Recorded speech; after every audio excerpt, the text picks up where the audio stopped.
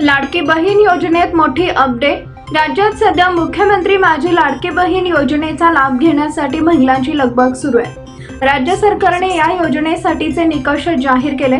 या योजनेचा लाभ घेण्यासाठी पात्र महिलेचे बँकेत बचत खाते असणे आवश्यक आहे।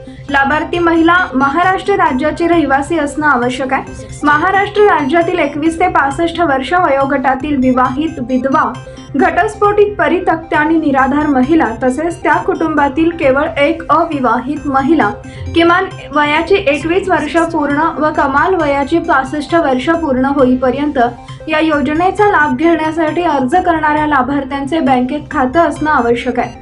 लाभार्थी कुटुंबाचे वार्षिक उत्पन्न 2.5 लाख रुपयांपेक्षा जास्त नसावे। योजनेच्या लाभासाठी ऑनलाईन अर्ज करावा लागेल। लाभार्थ्यांचे आधार कार्ड असावे।